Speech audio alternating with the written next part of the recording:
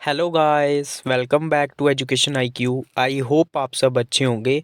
तो आज का जो हमारा द हिंदू एडिटोरियल आर्टिकल है वो है ए narrative of roti Kapda and मकान अंडर दी एनडीए। एनडीए का मतलब क्या है? नेशनल जो अलायंस बना हुआ है ना, बीजेपी के अंडर की जो गवर्नमेंट है उसके अंदर में जो छोटी छोटी पार्टीज आती हैं जो बीजेपी के साथ जुड़ी हुई है, उसको पूरा नाम दिए हुआ है एनडीए। ये शायद आपको पता भी होगा। तो इस हेडिंग का मतलब क्या है? एक नरेटिव। नरेटिव का मतलब क्या होता है? एक, जिसको आप बोल सकते हो एक व्याख्या या फिर एक मतलब प्रोपोगंडा के हिसाब से इसको समझ लो। किसी चीज को मतलब चलाने की कोशिश करना, जैसे बोलते हैं ना, वो किसी चीज का नरेटिव चला रहा है। तो रोटी कपड़ा और मकान किस तरह से जो है इसका नरेटिव चला है एनडीए के अंडर में, उसके ऊपर हम लोग बाद में बात करेंगे, डिटेल में पढ़ेंगे। पूरा आर्टिकल जो है काफ़ी लंबा है, लेकिन काफ़ी कुछ आपको सीखने को मिलेगा। एक एक लाइन को मैं आपको हिंदी में पढ़ाऊंगा। थोड़ा मैं फास्ट वीडियो पढ़ाऊंगा। आप क्या करना, इसको एक बार जाके खुद से पढ़ लेना, क्योंकि आर्टिकल काफ़ी लंबा है। अगर आपको स्लो पढ़ाऊंगा, कुछ बच्चे बोलते हैं आप फास्ट पढ़ाते हो। भाई वीडियो जो है 50 मिनट का हो जाएगा। 50 मिनट के वीडियो में आप सोच लो कि आप मतलब आपका टाइम वेस्ट होगा ही होगा। तो आप क्या करो, इसको मैं जल्दी जल्दी में पढ़ाऊंगा, लेकिन आपको पूरा एक लाइन बाय लाइन जो है वो समझा दूंगा। तो स्टार्ट करते हैं आज का the Hindu editorial article without any time waste. मेरा नाम है अभिलाष। क्या लिखा हुआ है? ए masterpiece film roti Kapda and Makaan, translated as food cloth and shelter, produced and directed by Manoj Kumar in 1974, depicted the severe deprivation and devastation of a man for whom living become a will of the wisp. Will of the wisp का क्या meaning होता है? इसका जो ये जो phrase है आपके लिए इंपॉर्टेंट है। विल ऑफ द विस्प, इसका मतलब क्या होता है? डिफिकल्ट होना, कोई चीज़ आपके लिए जो है बहुत ज़्यादा मुश्किल होना। तो पूरा लाइन का मतलब क्या है? जो एक फिल्म प्रोड्यूस की थी मनोज कुमार ने, जिसका नाम था रोटी कपड़ा और मकान, आपने भी सुना होगा। ये डिपिक्ट करती है, डिपिक्ट का मतलब होता है दर्शाना, दिखाना। ये क्या दिखाती है? Saver deprivation. सेवर का मतलब होता है गंभीर, डेप्रीवेशन मतलब होता है किसी चीज से आपको वंचित करना, दूर करना। ये दिखाती है कि लोग किस तरह से खाने से दूर हुए, जो उनको घर था वहां से उनकी जो है वो डेप्रीवेशन हुई। और डिवोस्टेशन, डिवोस्टेशन का मतलब होता है नाश होना। किसका? ऑफ ए मैन, ऐसे मैन का जिसके लिए ऑनेस्टली रहना जो है वो काफ़ी मुश्किल हो गया था। क्या बन गया था? विल ऑफ द विस्प, मतलब काफ़ी डिफिकल्ट हो गया था। Deprivation means deprivation sometimes exacts an exorbitant price that is won over a lifetime। कई बार क्या होता है ना, जो डेप्रीवेशन होती है, जो मतलब आपको किसी चीज़ से वंचित कर दिया जाता है, मतलब आपको खाने से वंचित कर दिया, आपके घर से वंचित कर दिया, तो ये क्या करती हैं? Sometimes exact. एंड एग्जैक्ट का मतलब क्या होता है? एग्जैक्ट का मतलब होता है एग्जैक्ट्स, मतलब किसी चीज़ को आपको प्रदान करना। तो एक इसका आपको जो है ना एक एग्जॉर्बिटेंट, एग्जॉर्बिटेंट का मतलब क्या होता है? बहुत ज़्यादा जो है प्राइस पे करना पड़ता है। That is won over a lifetime. Won का मतलब क्या होता है? कैरिड, मतलब आपके साथ में चलना, कैरी होना। तो ये आपके लाइफ टाइम तक जो है वो चलता रहता है। Under nourish children, under nourish मतलब जिनको प्रॉपर प्रोटीन नहीं मिला है, प्रॉपर खाना नहीं मिला है, for example are more likely to be stunted. तो जो नोरिश अंडर नरिश चिल्ड्रन होते हैं ना, जिनको पूरा पालन पोषण नहीं मिलता है, वो क्या होते हैं? ज़्यादा जो है स्टंटेड रहते हैं, मतलब छोटे कद के रहते हैं। स्टंटेड का मतलब होता है छोटे कद का रहना। Stunting has long term effects on individuals including poor cognition and educational performance, low adult wages, lost productivity and when accompanied by excessive weight gain in later childhood. Stunting से मतलब अगर आपका छोटा कद रह जाएगा ना, तो इसके बहुत ज़्यादा लंबे लंबे इफेक्ट पड़ते हैं इंडिविजुअल के ऊपर। उसकी पुअर कॉग्निशन, कॉग्निशन मतलब होता है सोचने समझने की, किसी चीज़ को कैरी करने की क्षमता, उसके ऊपर भी। एजुकेशनल परफॉर्मेंस भी उसकी कम होगी। सोचो किसी बच्चे की हाइट छोटी रह गई, स्टंटिंग रह गई, तो उसको दिक्कत होगा। अडल्ट वेजेस भी उसको कम मिलेंगी। उसके बाद प्रोडक्टिविटी उससे ख़त्म हो जाएगी। और जब लेटर स्टेज में क्या होगा, जब उसका एग्जेसिव मतलब ज़्यादा वेट हो जाएगा, तो न्यूट्रिशन रिलेटेड क्रोनिक डिजीजेज भी उसको हो सकती है एडल्ट लाइफ में। ये बोला था वर्ल्ड हेल्थ ऑर्गेनाइजेशन ने 2015 में। तो स्टंटिंग रहने के भी काफ़ी नुकसान होते हैं जब आपको पूरी न्यूट्रिशन नहीं मिलेगी। The objective in this article therefore is to examine whether some of this deprivation, specially as a lack of food and shelter, rose are diminished during the National Democratic Alliance regime. Regime का मतलब होता है कार्यकाल। तो ये जो article जिसने लिखा हुआ है ना, उसका ऑब्जेक्टिव क्या है? इस चीज़ को एग्जामिन करना, इस चीज़ को देखना कि जो कुछ डेप्रिवेशंस हुई हैं, लोगों को वंचित किया गया है फूड की कमी की वजह से या फिर शेल्टर की कमी की वजह से, क्या वो रोज हुई हैं, मतलब बढ़ी हैं, या डिमिनिश्ड हुई हैं नेशनल डेमोक्रेटिक अलायंस रजाइम के कार्यकाल में, मतलब बीजेपी के कार्यकाल में, उस चीज़ को देखना है। इन Nobel laureate Amartya Sen emphasis in his classic study of famines 1981, starvation is caused not so much by a shortage of food supply as by lack of entitlement real income to buy food। तो अमर्त्य सेन ने क्या बोला था, जो एक Nobel laureate थी, उन्होंने इस चीज़ के ऊपर फोकस किया था, अपनी स्टडी की थी उन्होंने 1981 में फेमाइन के ऊपर। फेमाइन का मतलब होता है भुखमरी के ऊपर। तो उन्होंने बोला था ये जो स्टारवेशन होती है ना, ये जो भुखमरी होती है ना, ये ज़्यादा जो है ना शॉर्टेज ऑफ फूड की वजह से नहीं होती है, बल्कि किस वजह से होती है, रियल इनकम कम होने की वजह से, लैक ऑफ रियल इनकम होने की वजह से। मतलब आपके पास पैसा ही नहीं होगा तो आप फूड कहाँ से खरीदोगे। Similarly lack of shelter is not due to an inadequate supply of houses but stems from the lack of real income to rent or buy a house. Similarly इसी तरीके से जो लोगों के पास घर नहीं होता है, शेल्टर की कमी होती है, ये सिर्फ इनएडिक्वेट सप्लाई ऑफ हाउसेज की वजह से नहीं होती है। मतलब ऐसा नहीं है कि इनएडिक्वेट मतलब आपके पास पर्याप्त घर ही नहीं है, ये उस वजह से नहीं है, बल्कि ये कहाँ से स्टेम होती है, कहाँ से निकलती है, आपकी रियल इनकम कम होने की वजह से। The Gallup world poll survey for India GWP focuses on a lack of money to buy food and rent or buy a house. The period covered in our study is 2018 to 2021। तो ये जो Gallup world पोल है ना, जिसको बोलते हैं GWP, ये focus करता है जो आपकी कम क्षमता है, लैक ऑफ मनी है, आपके पास पैसे की कमी है, आप प्रॉपर फूड नहीं खरीद सकते हो, या फिर आपके पास रेंट देने के या फिर हाउस खरीदने के पैसे नहीं है। और ये किस पीरियड को स्टडी करता है, 2018 से लेके 2021 तक। उसके बाद नेक्स्ट हेडिंग क्या है, एग्जाग्रेटेड claims versus deprivation.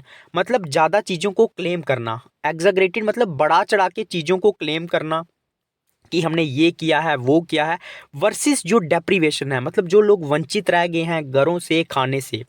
As India aspires to be the fastest growing economy among the 7 largest emerging market and developing economies, tall claims are made about growing affluence and more worryingly about an astonishing reduction in the multidimensional poverty index of 9 percentage points between 2014 and 21। तो India जो है, Aspire का मतलब होता है चाहना, तो India एक फास्टेस्ट ग्रोइंग इकोनॉमी बनना चाहता है among the 7 largest emerging market and developing economies. ठीक है, तो इंडिया जो है सबसे जो है फास्टेस्ट ग्रोइंग इकोनॉमी बनना चाहता है। Tall claims are made about growing affluence, तो हम लोग बहुत ज़्यादा क्लेम करते हैं कि अमीरी जो है वो बढ़ रही है। एफ्लुएंस का मतलब होता है रिच लोग जो हैं वो बढ़ रहे हैं। और उससे भी जो है परेशानी वाली बात, मतलब जो हमें टेंशन में डाल दे, वरिंग वाली बात ये है, about an astonishing reduction in multidimensional poverty. Astonishing का मतलब होता है आश्चर्यजनक, जो है ये क्लेम किया जाता है कि आश्चर्यजनक, एस्टोनिशिंग का मतलब होता है आश्चर्यजनक, मतलब जिसको आप बिलीव ना कर सको, इतनी रिडक्शन हो रही है मल्टी डायमेंशनल पॉवर्टी में। तो ये चीज़ें जो है हमें परेशानी में डालने वाली है। In sharp contrast to this exaggerated claims we draw attention to pervasive and growing deprivation of access to food and shelter. तो इन ये जो एग्जैगरेटेड क्लेम किए जाते हैं कि ये हुआ है वो हुआ है, हम कुछ अटेंशन जो है उस चीज़ के ऊपर डालेंगे जो फैली हुई, और परवेसिव का मतलब होता है फैली हुई, और जो बढ़ती हुई डेप्रिवेशन है, मतलब लोगों को खाना नहीं मिल रहा है, शेल्टर नहीं मिल रहा है, उसका एक्सेस नहीं मिल रहा है, उसके ऊपर हम लोग नज़र डालेंगे। About 40.2% of the respondent reported not having enough money for food, while 34.7% of respondent reported not having enough money for shelter in 2018। लगभग 40.2% लोगों ने जो है वो बोला था कि हमारे पास खाना खरीदने के लिए, फूड खरीदने के लिए पैसे नहीं है।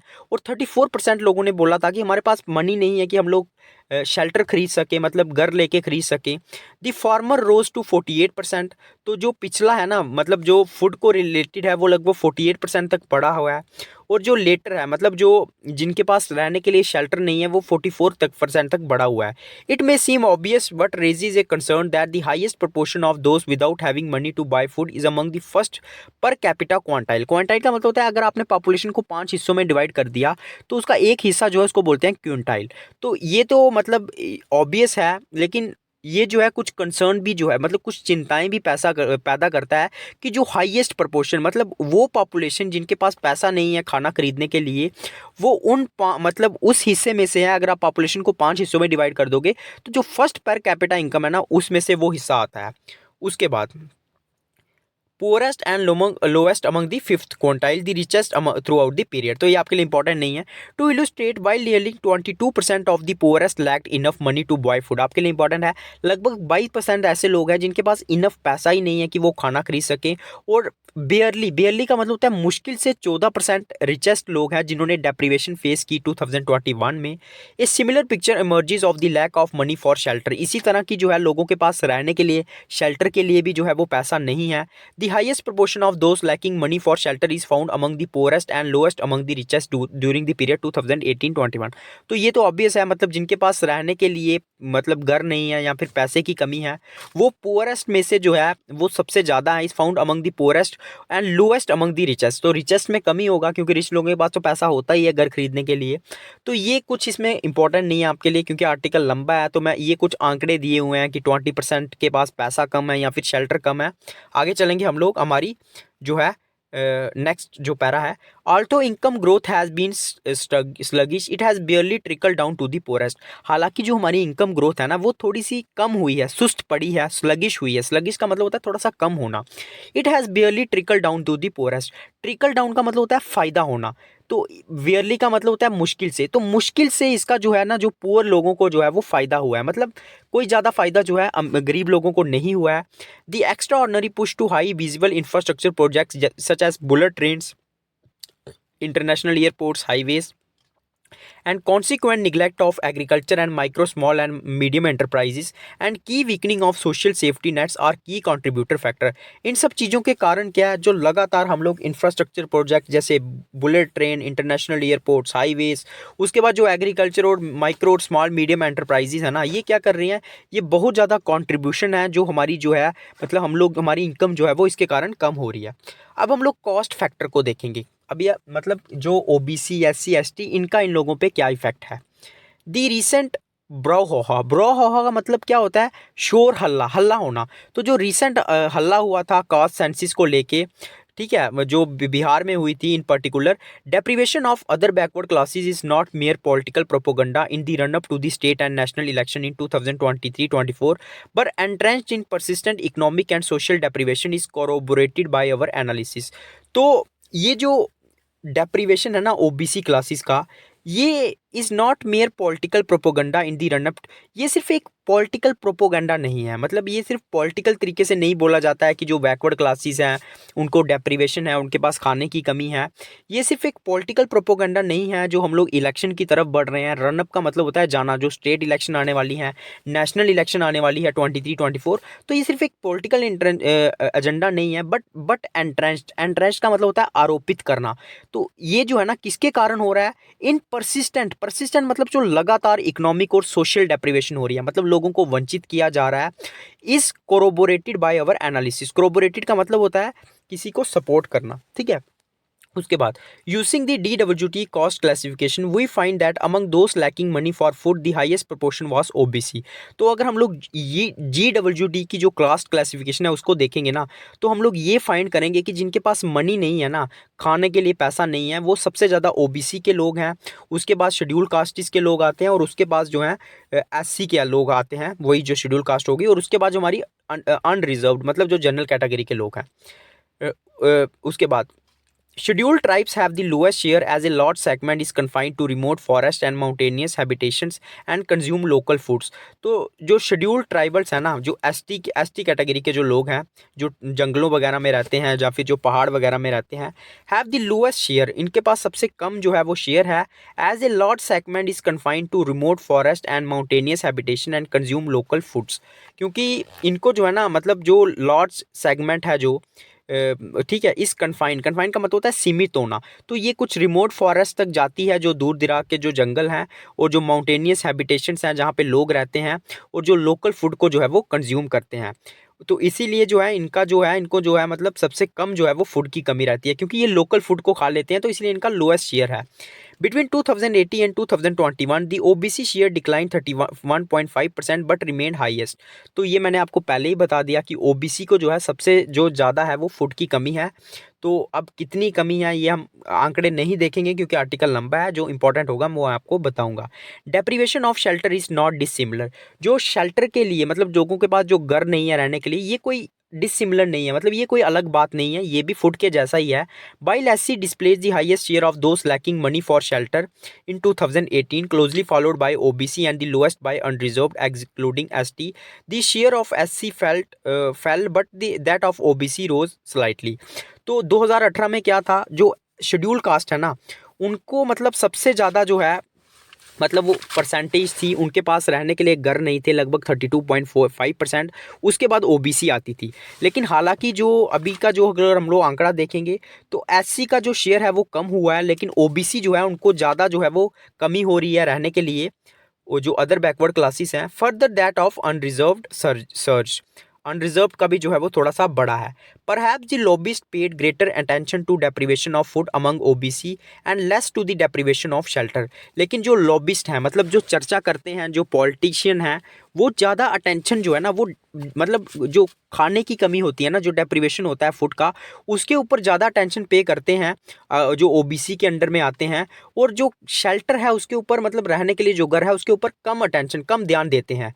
Among those lacking money for food and shelter, the highest share, about 50% or more in both cases, was among those between 25 and 45-year-old in 2021। तो जिनके पास खाने के लिए कमी है या शेल्टर के लिए कमी है, वो किस एज में आते हैं? 25 to 45 ईयर में सबसे ज़्यादा आते हैं, मतलब 50% से ज़्यादा। वो is सरमाइज that low wages salaries constant expenditure on food and shelter. तो हम लोग इसको ये मान सकते हैं कि लोगों की सैलरीज जो है वो कम होने की वजह से है ना, वो कम खर्चा कर पाते हैं फूड और शेल्टर के ऊपर। अब हम लोग रूरल और अर्बन के बीच में कंपैरिजन करेंगे, कॉन्ट्रास्ट करेंगे। Among those lacking money for food, a vast majority is concentrated in the rural areas, that is well over 80%, with a low fraction in the urban। तो जिनके पास खाने की कमी है या फिर जिनके पास मनी नहीं है खाना खरीदने के लिए, वो ज़्यादा जो मेजॉरिटी जो है ना वो रूरल एरियाज़ में रहते हैं। मेजॉरिटी इज़ कंसनट्रेटेड कहाँ रहते हैं? रूरल एरियाज़ में, लगभग well over 80%, with A low fraction in the urban areas. लगभग 80% ऐसे लोग ग्रामीण इलाकों में रहते हैं और 20% जो है वो शहरी में रहते हैं। While the rural share has fallen, the urban has Ryzen. जो रूरल जो गाँव के लोग हैं उनका जो शेयर है वो कम हुआ है, लेकिन अर्बन का जो शेयर है वो बढ़ा है। दी urban in fact has doubled, urban जो है ना वो लगभग डबल हो गए हैं, ठीक है। उसके बाद a similar urban rural urban contrast is observed in the deprivation of shelter. इसी तरह से अगर हम लोग जो लोग शेल्टर से वंचित है, जिनके पास रहने के लिए घर है, घर नहीं है, उनके बीच में भी जो रूरल अर्बन है वो सेम ही कंपैरिजन है। मतलब गांव के लोगों के पास कम घर हैं और शहरी इलाकों के में ज़्यादा घर हैं। ए बॉस majority of those lacking money for shelter और इन रूरल एरियाज, वही बोला हुआ है, जो सबसे ज़्यादा मेजॉरिटी है जिनके पास मनी नहीं है कि वो घर खरीद लग सीख सके, शेल्टर खरीद सके, वो रूरल एरियाज़ में रहते हैं। This share reduced by the corresponding urban share rose. तो ये शेयर जो है वो कम हुआ है, धीरे धीरे अभी जो है कम हो रहा है, लेकिन जो अर्बन शेयर है वो धीरे धीरे बढ़ रहा है।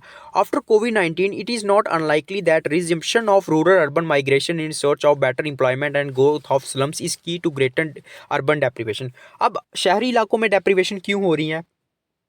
कि जब कोविड-19 हुआ, जब मतलब कोविड-19 ख़त्म हुआ, तो ज़्यादा जो लोग थे ना वो उन्होंने माइग्रेट किया, वो अर्बन रूरल एरिया से अर्बन एरियाज़ में गए। तो इसकी वजह से क्या हुआ? स्लम्स में लोग बढ़ गए। स्लम्स क्या होते हैं? जो छोटी छोटी झुग्गियाँ होती हैं, वहाँ पे लोग बढ़ गए। तो अर्बन में लोग जैसे ही बढ़ेंगे तो खाने की कमी तो होगी। Stark failure in promoting industrial and agriculture growth and in employment was sought to be mitigated by half-hearted and weak support for the public distribution system। Stark का मतलब होता है बहुत बड़ी मात्रा में। तो जो बहुत बड़ी मात्रा में जो फेलियर हुआ है ना प्रमोट करने में इंडस्ट्रियल और agriculture growth and in employment, और एम्प्लॉयमेंट में, was sought to be mitigated by half-hearted and weak support for the public distribution system। तो इसको प्रयास करने की मतलब जो हम लोग अपनी इंडस्ट्रीज़ को प्रमोट नहीं कर पाए, एग्रीकल्चर को प्रमोट नहीं कर पाए, तो हमने प्रयास किया कि हम इसको ख़त्म करेंगे पब्लिक डिस्ट्रीब्यूशन सिस्टम के थ्रू। मतलब जो आपको राशन दिया जाता है ना गरीब लोगों को कम रेट पे, तो उसके थ्रू गवर्नमेंट ने इसको ख़त्म करने की कोशिश की। Unsurprisingly it does not have a significant effect on access of food. लेकिन इसका कोई ज़्यादा इफेक्ट नहीं पड़ा फूड के ऊपर। द प्रधानमंत्री Awas Yojana on the other hand reduced by a significant extent deprivation of shelter but the economic magnitude was small. और जो प्रधानमंत्री की जो आवास योजना थी जिसके तहत लोगों को घर बना के दिए गए, उसने भी मतलब रिड्यूस्ड बाय सिग्निफिकेंट एक्सटेंट, मतलब जो डेप्रिवेशन ऑफ शेल्टर है उसको कुछ हद तक जो है वो कम किया, लेकिन जो इसका इकोनॉमिक मैग्नीट्यूड था वो थोड़ा सा कम था। Trust in NDA remained high driven as it was Hindutva, access, centralisation and a massive personality cult. जो एनडीए में जो ट्रस्ट है अभी भी लोगों का बढ़ा हुआ है, क्योंकि ये हिंदुत्व को प्रमोट करते हैं। ज़्यादा सेंट्रलाइजेशन पे, मतलब सेंट्रलाइजेशन मतलब सेंटर की जो गवर्नमेंट है वो ज़्यादा फैसले लेती है। और पर्सनैलिटी कल्ट, कल्ट का मतलब क्या होता है, बहुत ज़्यादा है, मतलब एक धर्म वगैरह को सपोर्ट करना। कल्ट का मतलब होता है एक पंथ धर्म। In fact going by our analysis extremely high trust in the NDA has aggravated and deprivations of food and shelter. तो अगर हम लोग हमारे एनालिसिस के हिसाब से देखेंगे, जो हाई ट्रस्ट है एनडीए में वो ज़्यादा बड़ा है। मतलब उसके कारण क्या हुआ है, जो डेप्रिवेशन है और जो फूड की और शेल्टर की वो ज़्यादा बड़ी है, क्योंकि अगर आप ज़्यादा गवर्नमेंट को सपोर्ट करोगे ना तो भी दिक्कत होगी। Reversal to protectionist policies, announcement of job fairs, रोजगार मेला with perverse incentives for the labor market, political determined location and mega projects, and granting of lucrative contracts to a few local investors and major policy aberrations। ठीक है। और जो मतलब BJP के time पे जो रोजगार जो मेला था वो लगे, कुछ इंसेंटिव्स दिए गए लेबर मार्केट को, ठीक है। तो ये सारी चीज़ें भी जो है वो की गई, together with consequent neglect of employment generating activities and weakening of social safety nets, stark irregularities in their funding may well be disastrous for the polity and the economy. तो अगर हम लोग एक साथ देखेंगे, जो निगलेक्ट किया जा रहा है, मतलब एम्प्लॉयमेंट को जो है वो, जो एम्प्लॉयमेंट जनरेटिव एक्टिविटीज़ हैं उनको लगातार निगलेक्ट किया जा रहा है, मतलब उनको इग्नोर किया जा रहा है। और जो सोशल सेफ्टी नेट नेट है ना वो क्या कर रहे हैं, लगातार इरेगुलरिटीज़ को बढ़ा रहे हैं, ठीक है। फंडिंग में भी पैसा कम दिया जा रहा है, तो इसके जो है ना डिस्टोरियस मतलब खतरनाक इफेक्ट हो सकते हैं हमारी पॉलिटी और इकोनॉमी के ऊपर। तो ये था आज का द हिंदू एडिटोरियल आर्टिकल, थोड़ा सा लंबा था इसीलिए मैंने आपको थोड़ा जल्दी में पढ़ाया। एक बार खुद से रीड मार दोगे आपको समझ में आ जाएगा। जिसको वीडियो अच्छा लगा लाइक करें प्लीज़, कमेंट करें ज़्यादा से ज़्यादा, अपने व्हाट्सएप पे, टेलीग्राम पे, फेसबुक पे, हर जगह शेयर करें। तो प्लीज़ यार सपोर्ट करें। और regularly Monday to Saturday night को मेरा वीडियो आएगा। जैसे ही वीडियो अपलोड होगा टेलीग्राम पे लिंक दे दूंगा, पीडीएफ दे दूंगा। जय हिंद।